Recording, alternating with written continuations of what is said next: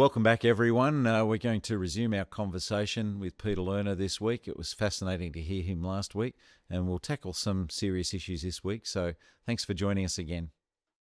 And now, I guess, looking forward, we've seen, obviously, a long period of time which was necessary to tackle such a large-scale military capability and threat, effectively, from a terrorist organisation. I mean, it's been very rare that you've ever seen a terrorist organisation that's been able to marshal this number of organised formations and troops and units and capacity, basically on a conventional conflict scale that really matches, and I've given the example before, the invasion of Normandy.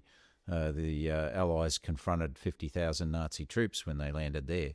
In the course of that campaign, of course, 20,000 French civilians were killed with the large-scale destruction of Cherbourg and Caen and places like that. So, we're seeing a scale of conflict like that, and like our own personal, experience of the fighting in Mosul against ISIS in 2016 to 17. So, it's taken a lot of time to try and get to grips with reducing that capacity by Hamas and putting it in a situation now where you're starting to see people demonstrate against them. But obviously there needs to be a safe space for alternatives to Hamas to be able to step forward in Gaza so that they won't end up being thrown off roofs and dismembered, etc., and tortured. And once we create that safe space, then, that opportunity will be there, and also a better space for relief supplies. This next phase that's been announced by the government, there seems to be an indication that it might be more in this style of the what we were doing in Iraq there for some time, following the seize, hold, build strategy that might enable those safe spaces to be created. Is that your understanding of the thrust of this next phase of operations? It's still unclear exactly how it. So nobody's announced that is the strategy, and I think this is where we stand today, and that is the problem. I would say that it looks like that is where the government is trying to push forward, under the understanding that in order to increase some sort of pressure on Hamas, then Hamas need to feel that they are paying a price for their action. Will it actually be effective? I don't know. I think if it is done in a way which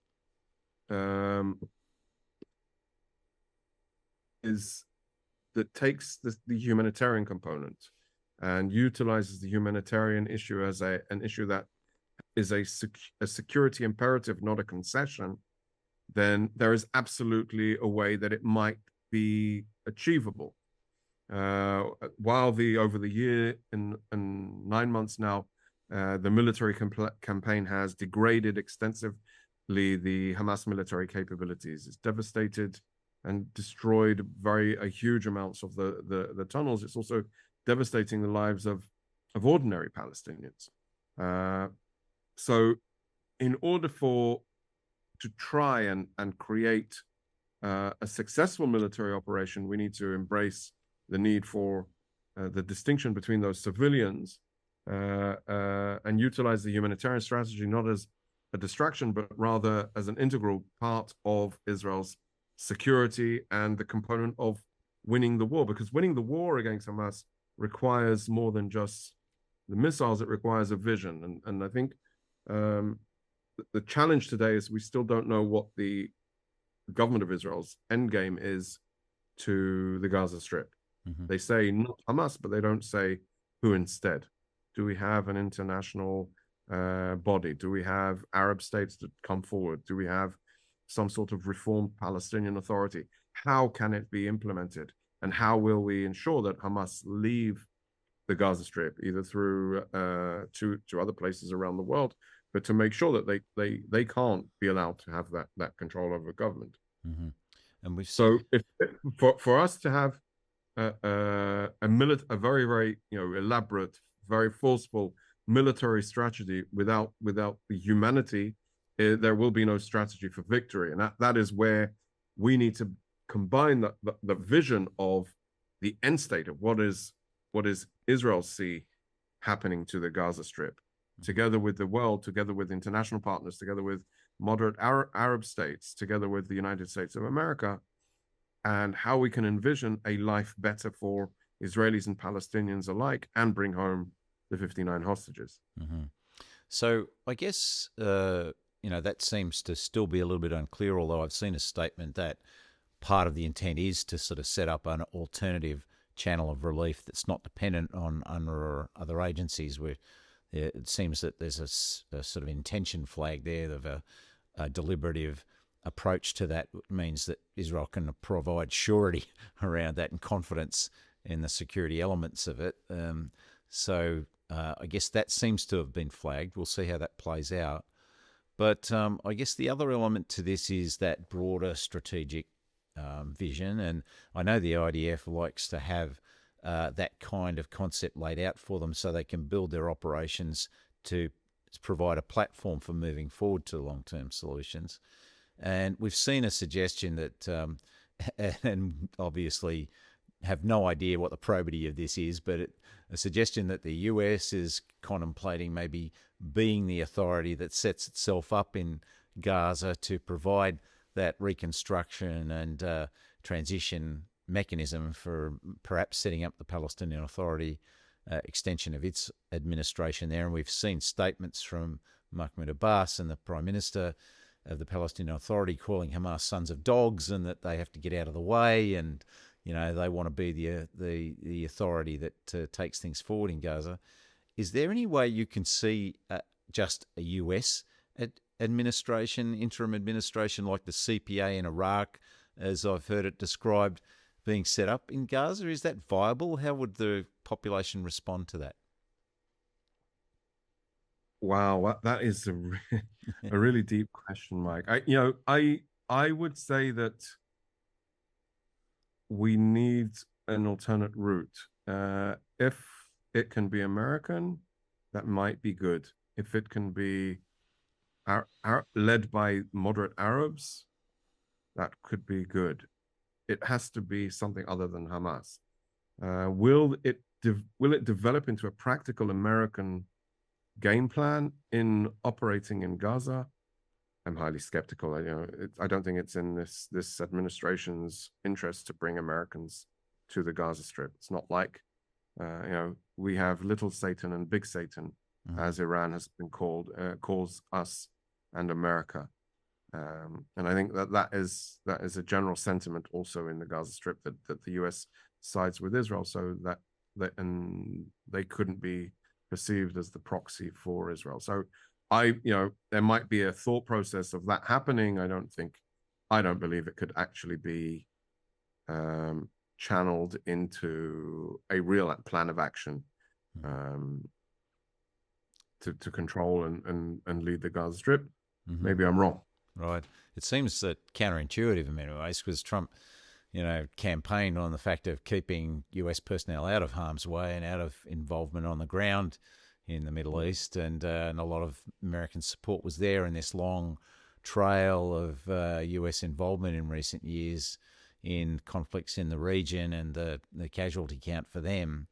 And so I think his isolationist messages that he was sending there kind of resonated with that part of the constituency, and seems that it's hard to believe that he would put people in harm's way in that way, but also whether or not it could possibly get traction on its own, as you're pointing out. So there have been many thought bubbles I've seen floated at this time. That's another one of them. But I guess looking forward to, do you see any potential in an Arab construct of peacekeeping security or reconstruction mechanism, a new international framework for doing that that's not UNRWA, etc. I'm sure there would be a lot of financial support for doing that. Can you see the potential for that happening? I would hope so. I think that if we are to have peace in this region, we have to look at the partners of the Abraham Accords and see how they can be a positive influence, and not just in the way of reconstruction, but also in the state of mind of how to relate to Israel. When before the war, Israelis were traveling all over the Emirates and to obviously to Morocco and Bahrain, and there was a general human engagement between people. If you change your educational curriculum to reflect coexistence and peace and not negating Israel's existence, then there will be a chance for hope. I think the reconstruction process has to go in line with de-radicalization. It has to go in line with a new paradigm for the region of living together. Otherwise, Hamas has won. And otherwise, I would say Iran will continue to dictate the frame of what happens in the Middle East. We need that to change for everyone. Right. And I guess that then sort of opens up the question of Israel's, I guess, political platform for moving forward from here and the strategic opportunities that may or may not exist, but how well sort of Israel internally is positioned to be able to deal with that. And there'd be some that would suggest that really that could only happen if there was a national unity government that from either one side of politics or the other isn't going to be able to bring the country along. And I think this is something that there's just so little appreciation of, is that Israel is an extremely robust democracy. And that has been played out, and we've seen it on our screens with people being able to voice different opinions and views about the conflict, the conduct of the conflict, the way the issue of the hostages has been approached, etc. Demands for, implementations of inquiries, as Israel's traditionally had into every one of its, confronting operations, and that being sort of paused for the time being while these ongoing military operations are being conducted. Is that going to be possible going forward? Is that the best way to go forward, to have a national unity government? And it'd be interesting to get your point of view of, a lot of people are concerned about the involvement in the current Netanyahu coalition of people like Smotrich and Ben-Gvir. Do they actually have a serious role to play? Are we just looking at what we would look at here in Australia as being like the one nation periphery who, make a lot of noise from the corners but aren't really at the centre of decision making? What does that future construct of Israeli politics domestically and domestic opinion look like in terms of equipping Israel to go forward from here? So I'll put on my trade union hat at this time, and I think this is a very, very good point to say. Now, we've called for national elections to take place in order to seek out the mandate from the people once more. After this historic failure of this government in preventing October 7th and bringing home the hostages, the Histadrut in Israel has been very, very clear that we need to recheck if the people want this type of government to continue or we want something new. Our federation, our union incorporates our governing body, our effective House of Representatives. We have representatives from left and right that work together for the working men and women of Israel. So we have from Hadash, the Arab party, on the left, all the way over to Shas and the Orthodox parties that are all represented in our House of the Union. And our biggest problem with the government is when we tell them, if we are able to get things done with all of the political parties, Likud, Avoda, the Labour Party, Shas, the Hadash, we're able to get stuff done. And we represent all of Israeli society. You are the government, you represent all of Israeli society. And if 50% or 60% of the people aren't happy with where you're going, then you need to recalibrate. So we've called for national elections. This government, I don't believe will give up the power to rule its days out. So We expect to have an election sometime at the end of next year, national elections. That will be according to schedule. Mm-hmm. And indeed, you rightly point out about the different components, but they are today in positions of power of decision making. They have the Ministry of Interior Security, the Ministry of Finance. These are significant components in the Israeli government that have a lot of influence in prioritizing what is needed and what is not. As we speak, there's a huge crisis in Israel around the education because of the war. There's been a flat decrease in public in wages for the public in the public service of 3.3% of the wages, and the teachers were not happy about this, so they declared a strike in order to try and address some of their problems. And the government they negotiated, and the teachers union came to some sort of an agreement that distributed the 3.3% decrease in wages differently, but it still adds up to that same number. And many of the teachers are still not happy. So there is a deep frustration in society from the economy, from the progress with hostages, from how things are going. What is the vision for Israel? So there is that deep frustration. There are protests here every week, and sometimes more than once a week, with tens and thousands of people protesting the government. But as long as they have the power to remain in control, I believe they will do so. And so if those that object this government need to have a vision of how do we organize for next year for a government of change. Right. And those elections, I believe, are scheduled for October 2026. And that's a hard line. There's no way they can be kicked down the road or postponed in any way, shape, or form. Except for security incidents or right. something like that. Right.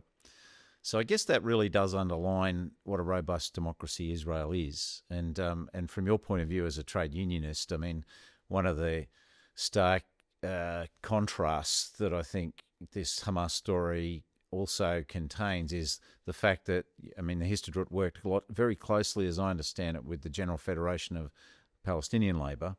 And there was an office of that organisation in Gaza. And then one of the very first things that Hamas did was move in and take over that office, throw everyone out, and turn it into a military headquarters. And so there's, since that day of 2007, when they overran and threw out the PA, civil service and administration, there has been no free trade unionism in Gaza. And no freedom of any kind that exists for Israeli Arabs, the 2 million of them in Israel proper. And one of the things that too really shocks me is you see these Queers for Palestine movements and whatnot. But I've tried to explain that there is this, for example, an asylum seeker program in Israel. You have 2 specific organisations to provide support for Palestinian gays, even from the West Bank. And there's up to 2,000 of them at any one time being sheltered in Tel Aviv and Netanya. And then there's attempts then to place them in safe countries like Canada and Australia. So I think one of the largest gay pride events in the world is in Tel Aviv every year. And you won't see a single one of those in every other North African or Middle East country. So are you confident in the continued ability for Israel to maintain its integrity as a liberal democracy? Security situations like this are always challenging for that. And again, it's the attitudes of Israelis to, in the context of what happened on October the 7th, whether they, how long will it take them to be comfortable enough to contemplate an independent Palestinian state? I'm confident in the Israeli trade union movement because we have hardworking people that want to make a decent living. They want to go to work in the morning and they want to have the maximum benefits of their workplace. And I say this because it's indicative of how we see our society. The Histadrut over the last 2 years has conducted 2 general strikes. We shut down the country. in March of 2023, we conducted a general strike because we weren't happy with how this government was advancing its issues on the legal or judicial review or upheaval. And when Netanyahu decided to fire the then defense minister, because the defense minister spoke out against the reform, saying it would cause a tragedy, which then happened in October 23, we took to the streets. We shut down the country. Businesses, society convened in our headquarters in Tel Aviv. And from the stage and from the podium of our House of Representatives, the head of the Workers' Committee, who is a Likud member, called Ben Gurion Airport and said no more arrivals and no more departures. It took 10 hours and Netanyahu reversed his decision to fire the defense minister, and the judicial review was on hold, on pause.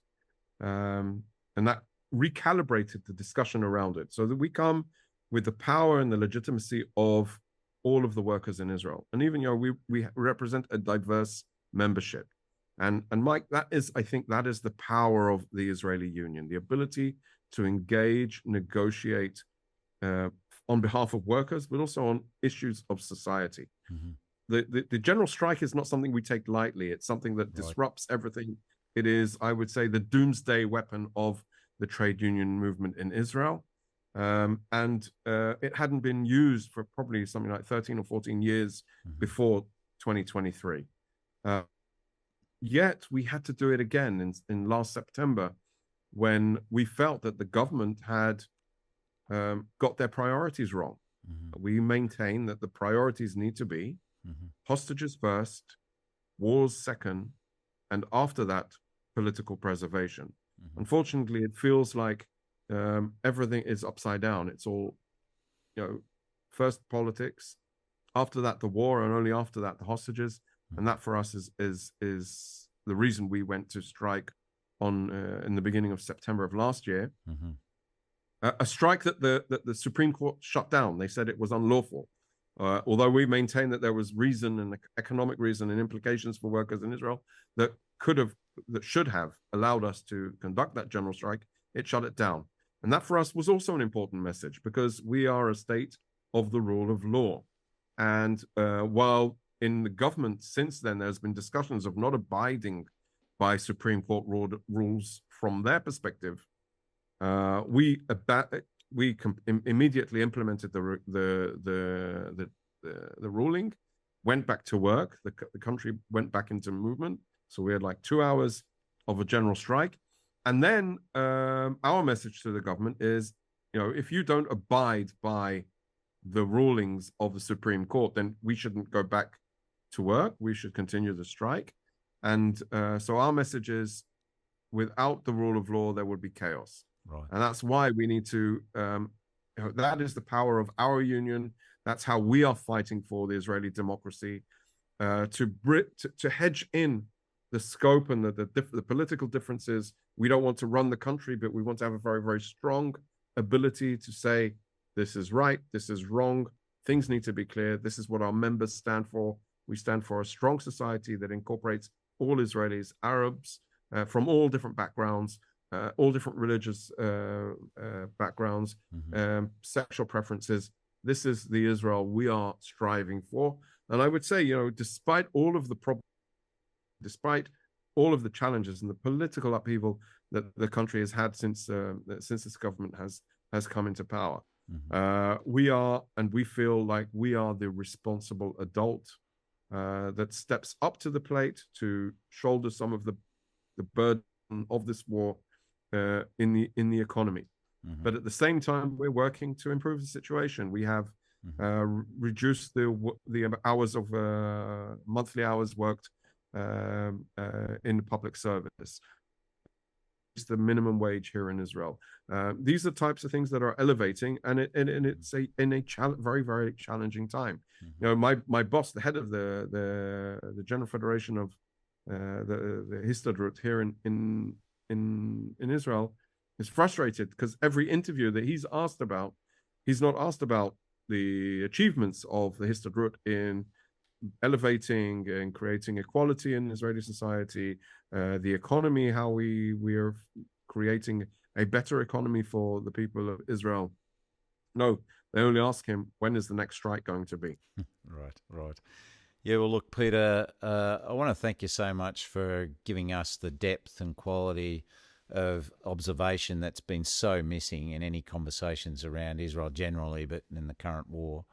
I want to thank you personally too for both your service to Israel in defending its existence and the survival of not only its Jewish inhabitants, but the defence of the island in the entire Middle East and North Africa, of a haven for diversity, for Baha'is, for Druze, for Muslims, for Christians, for Jews, and for people, as you've mentioned, of different sexual preferences and leanings, and also for women's rights, and for the quality of the society and civil society, and all the efforts and effort you've put in to defending civil society in a region where it's just non-existent. So I want to thank you for all of that, and for your contributions to our understanding. And we'll call it quits here today, but we'll hopefully be able to come back to you in the future to learn more and to talk more about the issues facing the region. Thanks, Mike. It's great to be here. I think that the most important thing people do if they're interested and passionate about this region, about the conflict, the most important thing to do is to come and see for yourself. Mm-hmm. Things get very, very distorted through the lenses of the media, not intentionally, just because individual stories.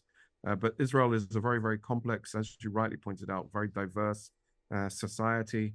And so my best recommendation is find the time, come here. If you're in a trade union movement, look me up. I will definitely help you out, and we will do everything that we can to get more clarity on what Israel is in 2025 moving forward. Thank you, Peter, so much for that. And look, thank you everyone for joining us today and being with Peter in this conversation. And we'll see you again next week to tease out more issues that face our world and our societies. Thanks very much.